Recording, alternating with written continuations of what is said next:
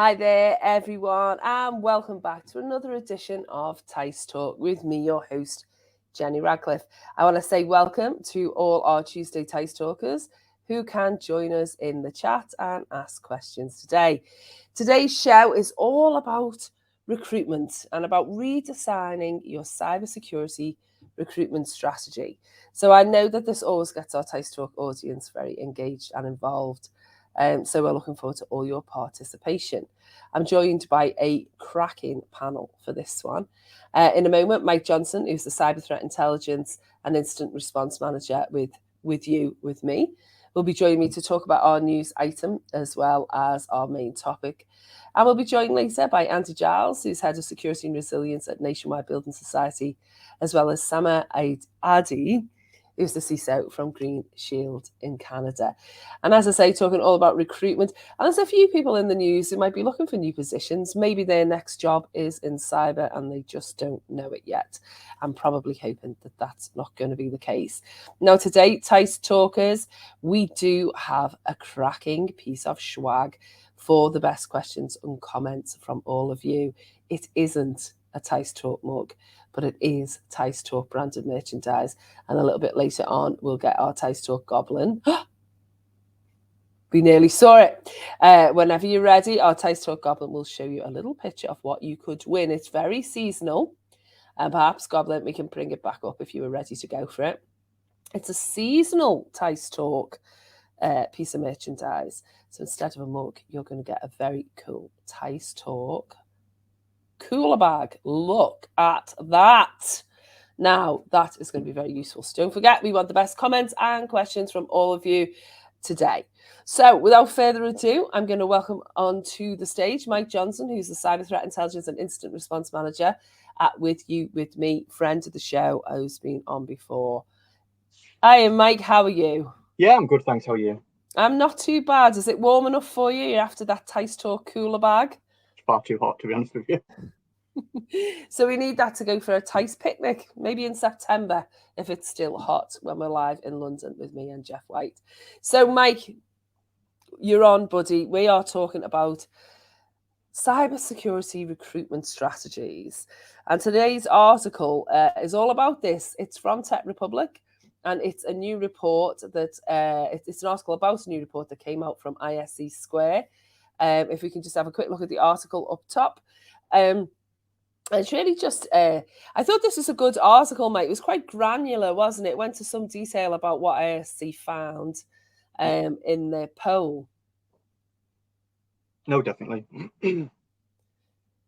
So it was, there was a couple of different things, I suppose, that it focused on. But it's the usual story. It says that hiring managers are struggling to fill positions, particularly at senior levels. So they're looking for entry level and junior staff to fill positions. That's the sort of umbrella headline, mate. What were your thoughts on the article? I thought it was quite accurate. I mean, we've likely all seen the unrealistic job descriptions. You'll see like a level 1 cyber analyst that needs 7 years of reverse engineering malware experience and things that I'd consider quite senior skill set. I mean, don't get me wrong, having a slight amount of knowledge about the area, yeah, that makes sense. But when you've got these hard requirements for things that I don't think any entry-level person should be sort of just thrown into. I mean, if it's part of the job, build up and developing it. But when you're looking at it, it's going to put a lot of people off.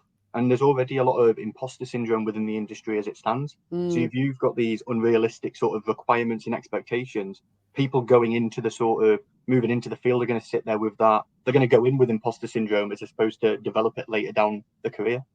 Yeah, I mean, there's always this debate, and I'm sure we'll have it with the rest of the panel a little bit later, but there's always this debate of, I mean, they did ask 45% of the respondents, there was over 1,000 respondents to this big survey by ISC Square, and 45% of them said they relied on standard job postings and descriptions. And I just wonder if that's like really what we're talking about. Is it just that it's sort of easy to sort of cut and paste without giving it too much thought, and then we end up this kind of overspec'd alphabet soup, and it sort of puts people off?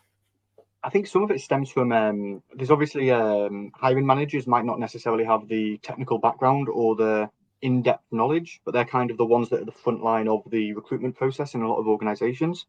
So you've got the security personnel who are hiring for the position sort of going, we need this, this, and this, and then you'll likely have the hiring manager going to pack it out or to just sort of, let's see where I can get information and broaden this a little bit. And I think there's probably a breakdown in the fact that if you do look at these generic specs, it's, I want everything. And like a level 1 security analyst, I want them to know all of this with 5 years experience doing IT or systems administration. And it kind of defeats the point of having that entry level or junior role. Yeah.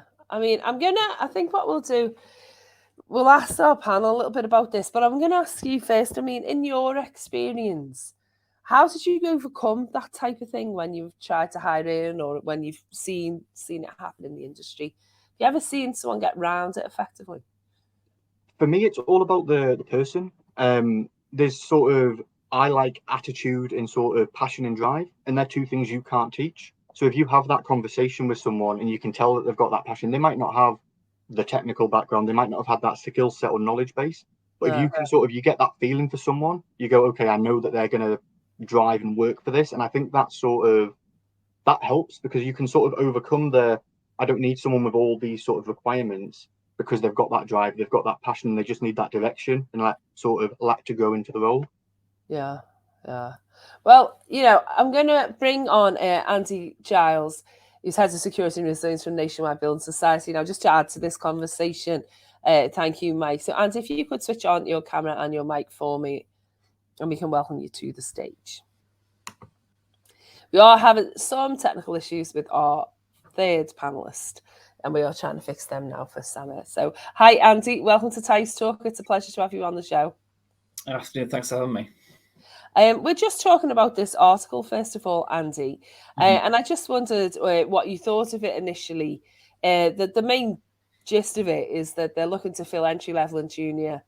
They're looking for entry-level and junior staff to fill more senior positions just because of the skills shortage. Do you think that that's something that's still real for people in cyber? No, I do think so, and passionately agree with what Mike was just describing there. We see the same pattern.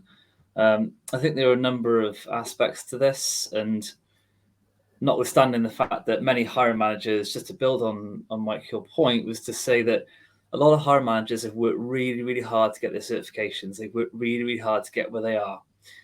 So asking those guys and girls to think differently about not hiring for themselves psychologically is quite difficult for them, I think, sometimes. So some of the recommendations that came through the IC report around working closely with HR, being on the same page as a leadership team is really, really important. And particularly what you described around that kind of intellectual curiosity, the things you just can't teach are absolutely critical. And if we're really honest, right, a lot of developers, a lot of IT support staff spend a lot of time researching, either on Google, and that's because they're trying to overcome the challenges that be set by new technologies. So research, coupled with interpersonal skills, coupled with a thirst for learning, I think are arguably more important than traditional skill sets. Now, there will always be a requirement for hard skills like Java developers, for example. But if you hire at the right point and potentially reach deeper into the higher education system, you truly can grow your own, but it requires a bit of foresight to do so. It's interesting that you say that because, and I'll come back to Mike as well on this one, but it does say one of the recommendations or the points made in the article is that if we look outside the traditional pool for newcomers to the field, that we might benefit from that. And we always end up talking about this on teissTalk when we talk about recruitment. Everyone always says, oh yes, we don't just want people from the same backgrounds, we're going to look for people who are changing careers and that type of thing. It still keeps coming up there. I'm just wondering what we're missing. Mike, maybe first. What do you think? I think with the sort of different backgrounds, there's no one size fits all. And again, during like the interview process, you can determine if someone's got sort of certain characteristics that might be really beneficial, as opposed to they might not have them hard skills. They might not have spent 10 years as a network engineer or a systems administrator, but they've got that sort of inquisitive mindset. They've worked in different fields like GRC and compliance. People who've worked in a sort of admin-based role like accountancy or a legal background fit into GRC very well. Again, they've not got maybe necessarily the technical background or knowledge, but they've got that admin side of things. They've got that way of thinking, policy writing and things like that. That it's a skill that, again, could be quite hard to teach someone who comes from a slightly more technical background and it's that sort of left brain, right brain sort of scenario where you've got people who are good at one thing that aren't necessarily as strong at the other. But it's about harnessing everyone's uniqueness to a lot of extent and sort of pulling out people's strengths. Yeah, I mean, and did you do that? I mean, if you had experiences of or have seen an example where you brought someone in, even from within the company, because the article talks about that as well, kind of poaching people. Yeah. You know, there's a good person working in some different part of the company. I think I like that attitude. We can train the tech. Do you bring people in from backgrounds other than technical and computing? Yeah, we do. In fact, we actively look for people without those hard skills. So in our consultancy, so I look after our main portfolio, our change portfolio, and also our consultancy teams. Right. And what we've done with those guys is to say, yes, you require some hard skills, but actually not always. And what we've done is we've actually placed 2 individuals who were on our internal talent list into the consultancy pool because they come from a GRC and engagement space, and they offered really good, really positive soft skill behaviors that are paying off. And what that's actually doing is changing the culture of that consultancy team to be a bit more customer focused. So you can absolutely do it. In Nationwide, we tend to recruit for our core competencies first, aligned to our values, and that's what our question sets are based on before we go into the hard skills. And the hard skills maybe get 1 question if we're lucky. So we're always recruiting for behavior. Pros and cons to that. I think if you're going to do that, you have to be pretty sure you've got a learning pipeline and support model in place to support them, because as anyone who's embarked on learning in cyber or tech knows, it is a bit of a roller coaster as you're getting used to the differences and the difficulties with some of those subjects. I think there are a lot of issues with this, and you know, we've got a whole kind of show to talk about it. But I just want to stay in this article just for a bit longer because it kind of chimes with what both of you said. They give some tech skills, and just for our teissTalkers in the background, the top 5 tech skills that they said their respondents were interested in were data security, cloud security, secure software development, data analysis, and security administration. I don't think there's any. I wasn't surprised that they were the skills that seemed to be they wanted. But the non-tech part, you've got to be able to work in a team and work independently. Project management skills, customer service experience, and presentation skills. Maybe come to Mike first. I found that a strange cornucopia of talents they were looking for. Yeah, I think soft skills are definitely important, and depending on how your organization security team stacked up, a lot of the time your security team can act almost in a customer service manner. It could be that they're dealing with authentication requests. It could be that they're having to reach out to users who have triggered alerts and things, and you've got to have that soft skill because, again, some organizations, you don't want to come across as a totalitarian security regime. No. Because again, it's driving that security culture. Because we do sometimes. It's all about that security culture, and you don't want to be the big scary security team that doesn't let anyone have fun, because that doesn't bode well. People don't respond well to that. So having them soft skills and sort of being the friendly face is quite helpful in that manner. Sorry, go on. But again, it's that sort of presenting things. It could be that you're having to present to like executives or senior managers about findings. Why do we need to patch these vulnerabilities? Well, here's my research, here's my presentation, here's the value add and things like that. And having them interpersonal skills is hugely important, because a lot of the time you are either trying to justify why something needs fixed or explaining to people who maybe don't have an in-depth technical knowledge why things are unsafe and why they need to be mitigated, but without alienating people. Yeah, I mean, I just to come to Andy, the final 5 were personality, and it touches on what both of you are saying. It says the personality kind of traits that most of the respondents who were senior in management positions, CC positions in tech, were problem solving, creativity. I was really pleased to see creativity there. I think I was a little bit, I think I was a bit pleasantly surprised at creativity. I don't know why, because I suppose it is part of the skill set, Andy. Well, if we strip it back, it's kind of aligned to presentation, isn't it, a little bit? Because cybersecurity is quite a young profession. It, for a few years, has struggled to gain traction. There's lots of writing about how CISOs struggle to get on the board. And that's for a really clear reason. They're not business aligned a lot of the time, and they can't speak business language a lot of the time. So understanding the problems that businesses are facing. If we use the vulnerability example, sometimes linking vulnerability to a computer system or a website or an app that generates a certain amount of revenue, it's a really powerful descriptor because it allows you to talk language that the business understands. And then you start to get attention. That requires critical thinking, creativity in terms of how you phrase it and present that to get the buy-in that you need that strips away the technical detail. Yeah, critical thinking, societal and analytical thinking about the other 3 personality traits. Yeah. Please carry on. Yeah, exactly. So all those things come together as a confluence of skill sets, enable you to tell that story. And the key point there is story, being able to take away all the cyber nuances and focus on language that the business can understand. I just have to say, though, whilst I thought the article, and before we move on and we can bring in our third guest, Sama, who I think now we've managed to sort out some of the technical issues we were experiencing, I think the problem I've got now is that, all 3 of us agree that these are good skills for the job.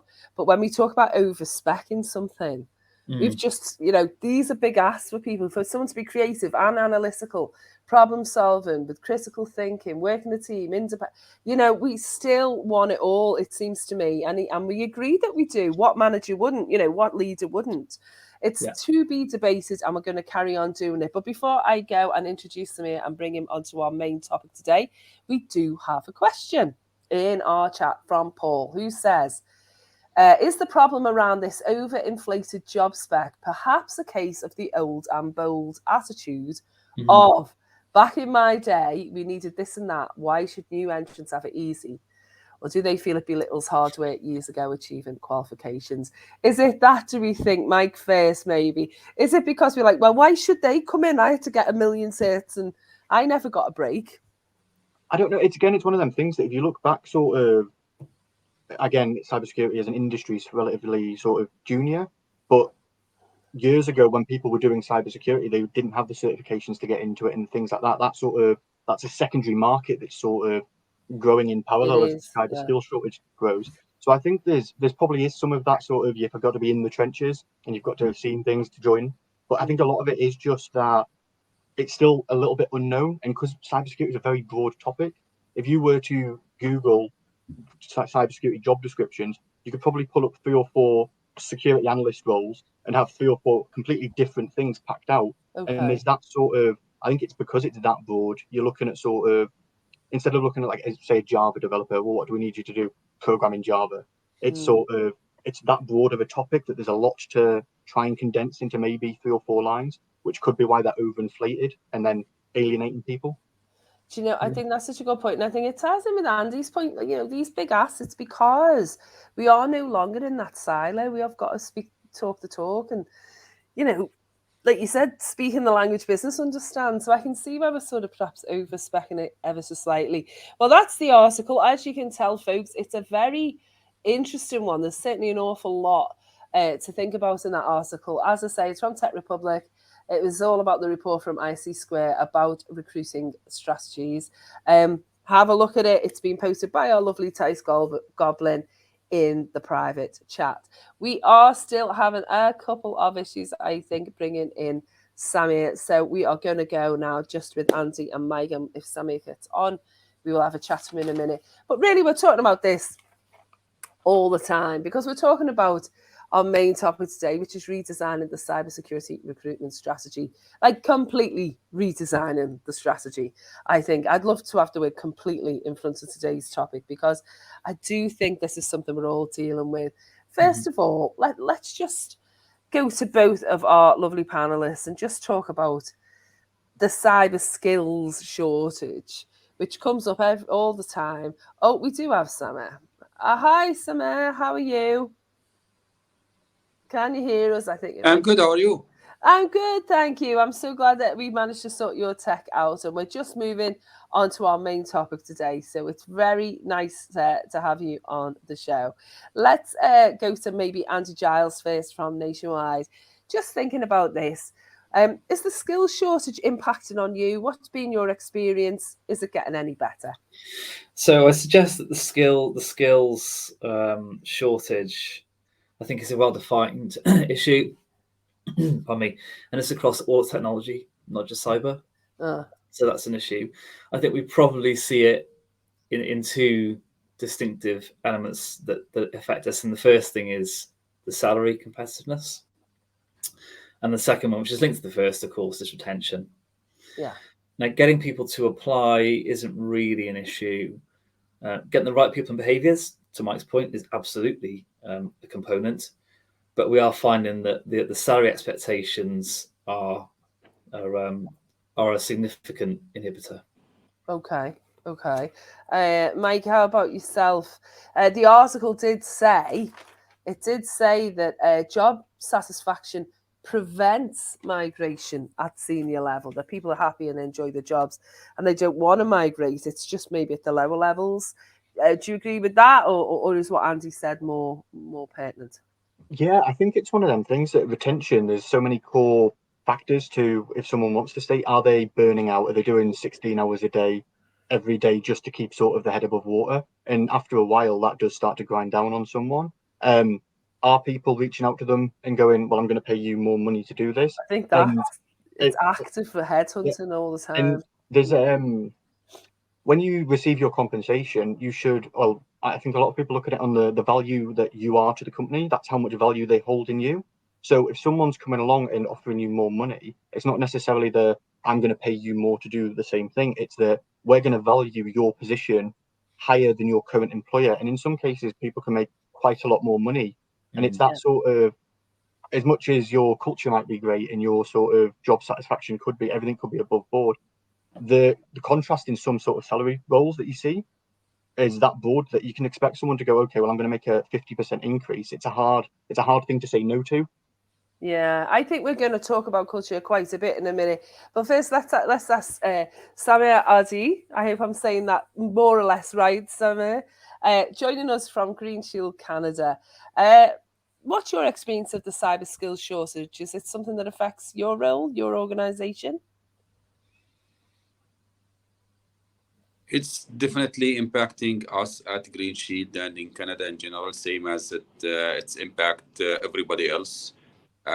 We struggle actually to find the right resources, and I'm not talking about junior people versus senior people in security, but in general, there is this is a very rare, I would call it, skill sets that is required with the time we are in now, and we struggle same as everybody else. Like, I don't want to say no, we are out of that dilemma, and we have a full team stacked of security professionals.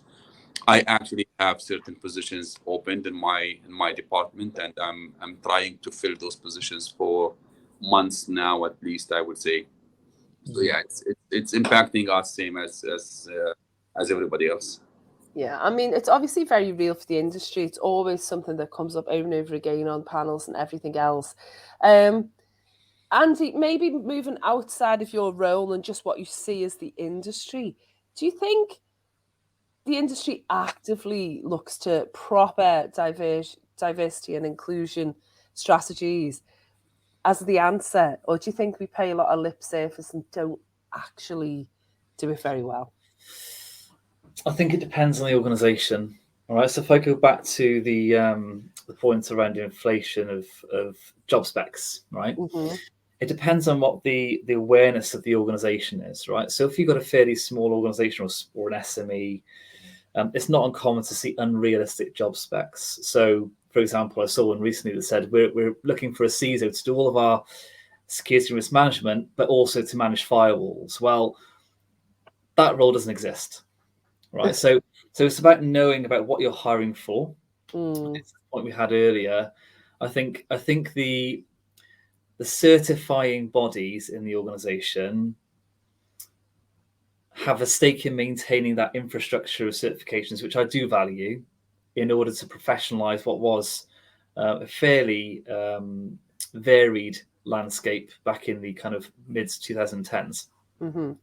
So I think we're understanding that diversity across the different range of skill sets is important, but I think we're definitely on a journey to that. I think there's also something to consider around university courses as well. All the things you described around those soft skills, if you like, those analytical skills, are actually taught in main universities. But main universities that teach cyber they mainly show students that the route through to employability is pen testing. They don't broaden awareness around all the range and spectrum of roles that we know are very varied and of different technical depths throughout the industry. So I think there's an issue in education as well, but it does require folks like ourselves in industry to reach out proactively to education to raise awareness. I think Mike's analogy of legal folks is another great example, because actually legal people are probably more analytical at source than most cyber people are. You would think so. You would definitely think so. Samir, I mean, what about you? Do you think that the industry is proactive enough in expanding its diversity programs to get recruits in from different backgrounds, cultures, professions? I think we are, based on what we see from organizations. As the previous speaker said, we are everybody now going with diversity and equity and all those nice programs, and we are actually, as a security recruiters, part of those programs. So we are looking at all of those backgrounds, all of those programs we have in place. Even though this did not help us a lot, actually fixing the original problem, which is finding qualified security resources to work with us.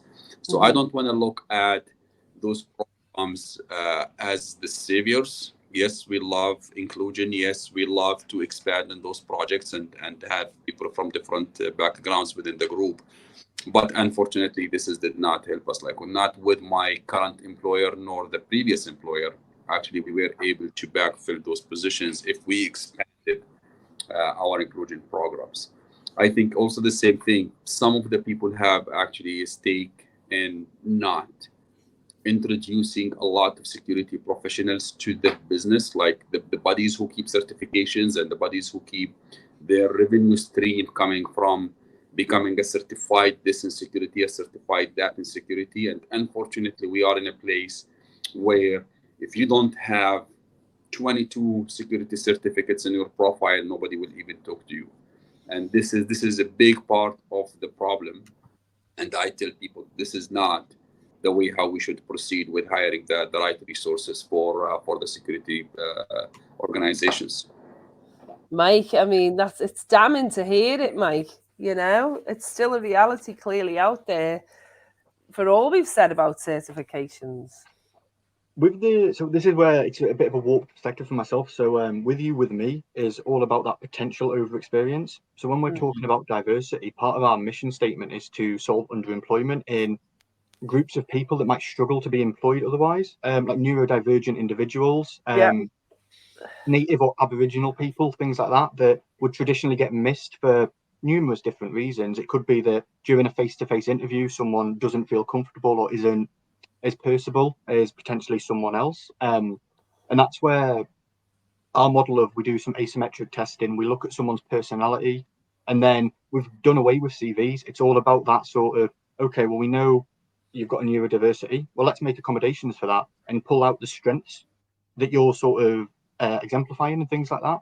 And I think the diversity and inclusion sort of piece, it's just opening it up to, again, if you get a CV and it's from someone who's got dyslexia and there's a few typos and a few spelling mistakes and things that they may or may not have picked up on, well, that shouldn't be a bottom of the pile. It should be okay, this person may or may not have dyslexia.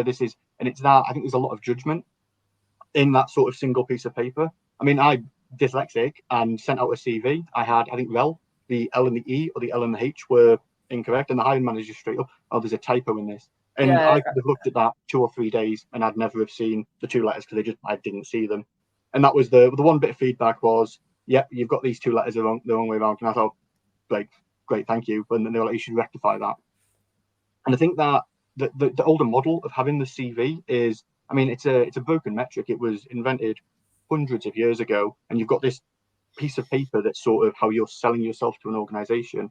This piece of paper then tends to get pulled through an automated system and extracted through keywords, which means if you're not necessarily hitting them keywords, you're not going to get put in sort of in front of anyone. Yeah. I think it's that we need that human touch back and sort of getting CVs and going, okay, well, they might not have everything we're asking for, but here's the little bit of bio about them. This is what they've done in their spare time, and it's that about passion and getting that sort of getting people, because you're hiring for people, albeit you're filling a role, you're hiring a person. I feel that, I think that's all really good comments, and I think trying hard, but I think one of the issues that we've got is that the industry doesn't go to, if you like, diverse recruitment companies. If we've got to, surely the effort to bring that in, to try and sweep up talent that we can then train. The responsibilities with the hiring companies to make sure that they push for, minority recruitment companies who specialize in doing exactly that, Mike, and saying, right, we specialize in getting people from minority backgrounds or from diverse backgrounds or neurodiverse backgrounds into professions, because we know that certainly there are certain people in neurodiverse labels on them, if you like, and I don't want to be the person to do it, but who are especially suited and enjoy certain types of work. I think the responsibility is with the hiring companies to do it more and to make sure they use diverse recruitment processes and companies, so that it's a very active process. Throwing that open to Samir and Andy, would you agree with that? Do you think that we're at fault for not trying hard enough?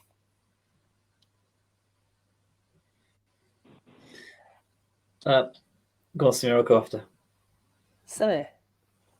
Yeah, I think it's not actually, like, I understand the recruiters or hiring managers need to go to agencies or external recruiters, and I would love actually to have those specialized recruiting agencies where they are working on different backgrounds and different people and different minorities, I would call it. In Canada, we are very famous for immigration, and I always support, for example, new immigrants coming to Canada and get a job. So when I interview somebody, I would put that and say, this is the first opportunity. This is the first chance for those people to get a job. I came as an immigrant to Canada myself, and I remember the struggle having actually being introduced to a hiring manager to get a job, and we end up in a place where I don't wanna have somebody else have the same challenge I had. No. So I support that design. Looking to the people from the hiring agencies, I don't think until this time we have hiring agencies where they work with a specific group of people where they can actually enhance or improve our inclusion programs. At the end of the day, they care about having 5-6 profiles presented to the hiring manager and shortlist them to 3 and whatever, get somebody hired so they get their commission. We at Green Shield, actually, we start forcing our requirements to be sure that we will have resumes and profiles from different backgrounds. We will actually pushing for the inclusion program to be across all the departments and all the hiring managers and all hiring agencies we have. And we look at, can I hire this person, and even if he did not meet 100% of the job requirement, and give him the chance internally or externally to get trained and get blend and get equipped with the tools they need to do the job. We definitely encourage. This is definitely something we have within our systems, and we push for as much as possible. Yeah. I mean, Andy, you wanted to come in, but I think it's difficult. You've got to push for it. Then we've got to rule out unconscious bias. Maybe bias training is going to help our industry, to avoid this and to do what we say we're going to do, because clearly the industry as a whole isn't, getting the results that we all want and need and talk about. Yeah, I think that, in terms of specialist recruitment companies, I think there's broadly supportive of the intent, but I think there's a fine line to be sort of walked there between using that kind of service and being seen to be tokenist. It's really important that we're not. It's not just recruitment. I know what you mean, and I think that's a massive danger. And I think one of the things that we have to do is make sure that we represent as businesses in a very thoughtful way. But I didn't just mean recruitment companies, it's the forums as well. We can make sure that we're visible on certain forums, as opposed to just the mainstream that maybe perhaps is not going to catch someone's eye. So yeah, recruitment companies and a broader net, I guess, was my point. Yeah, that's fair. And it's worth coming back to the unconscious bias point. So one thing we do at Nationwide is we are now mandated to put together what we call diverse interview panels. So that means that me as a cybersecurity person interviews with somebody else from the team, but somebody else who's not from the team. And what's really interesting about that is there have been a number of interviews that I've been on now where we've not seen something that somebody else that is not from cybersecurity has spotted. And what that's really, really powerful on is that it really calls out your unconscious bias. Now, lots of us like to think that unconscious bias doesn't exist. It absolutely does. And when someone in the room who's not from your background is there, you see it really vividly.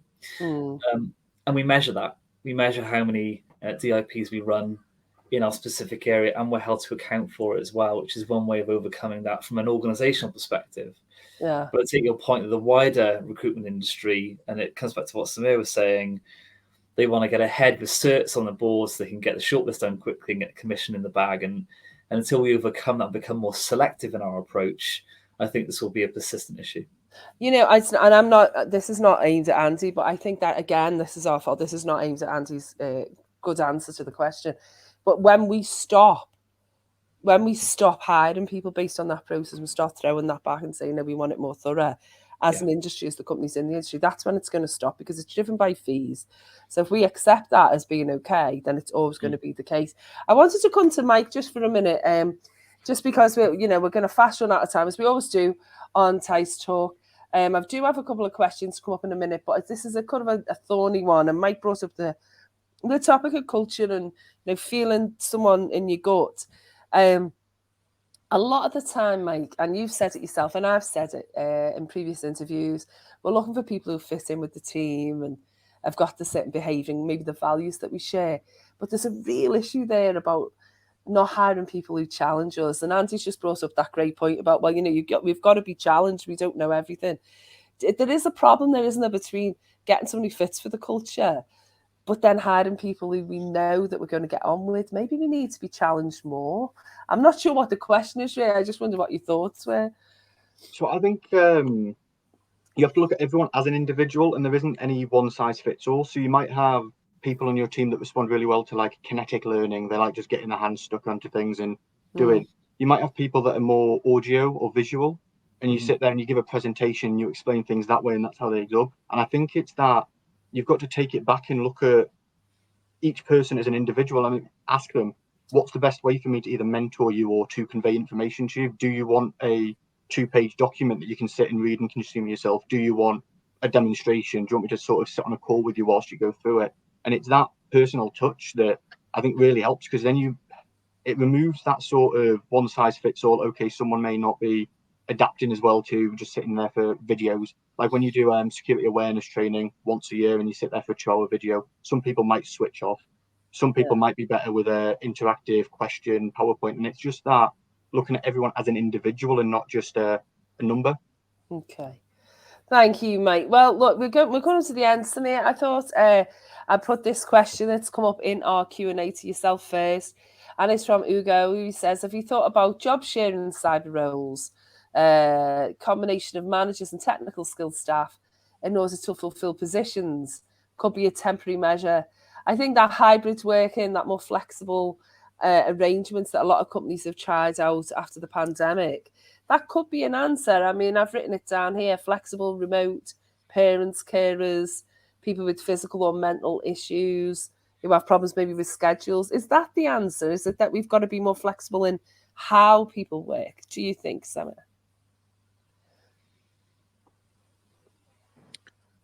So, and sorry, you broke up a couple of times during the question, but I think we are talking about how we can backfill security positions internally, or how we can deal with the positions based on the COVID outcome. I was talking about maybe hybrid or job sharing those roles might fulfill the position temporarily.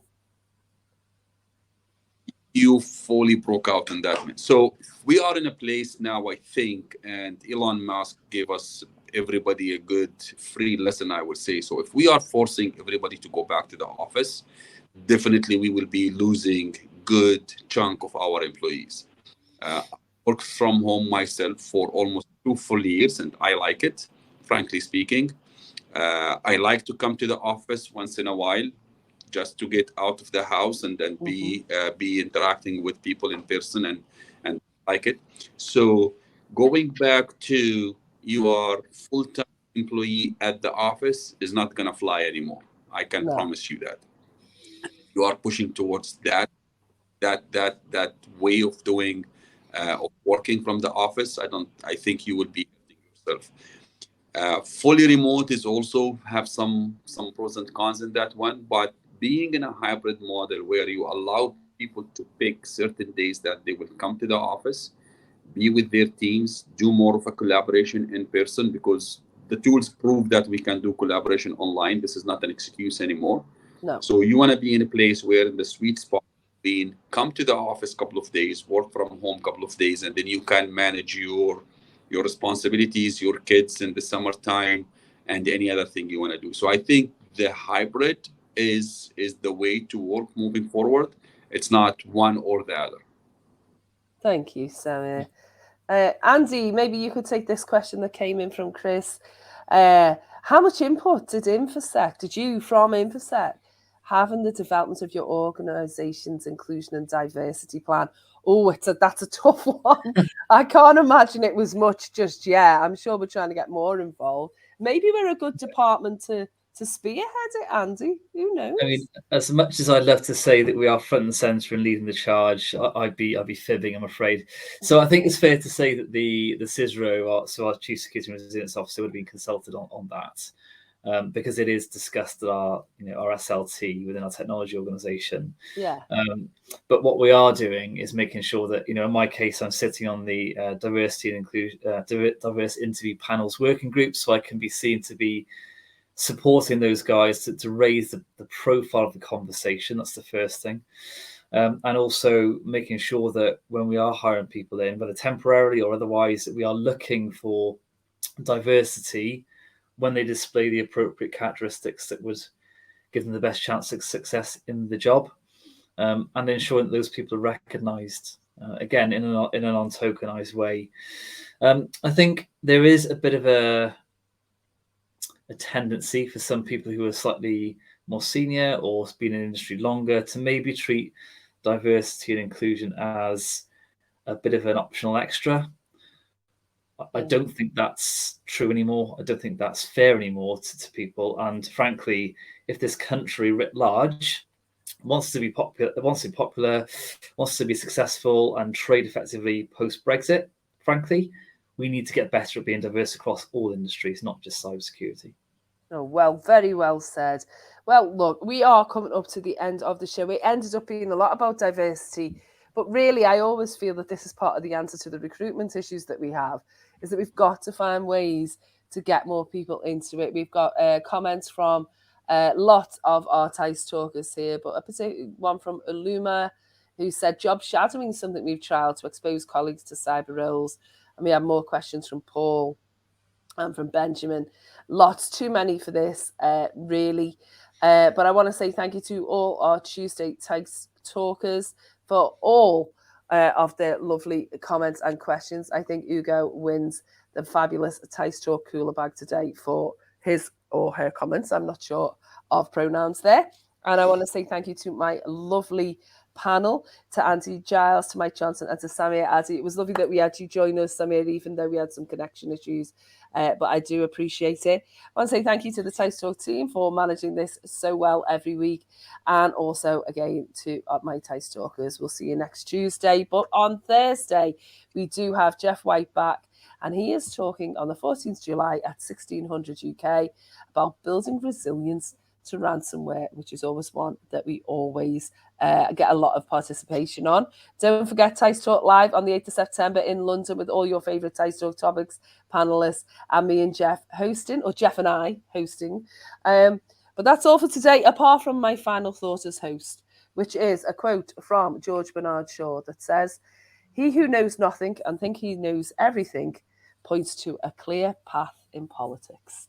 Thank you and goodbye. Many thanks. Take care. Thank you. Bye-bye. Thank you.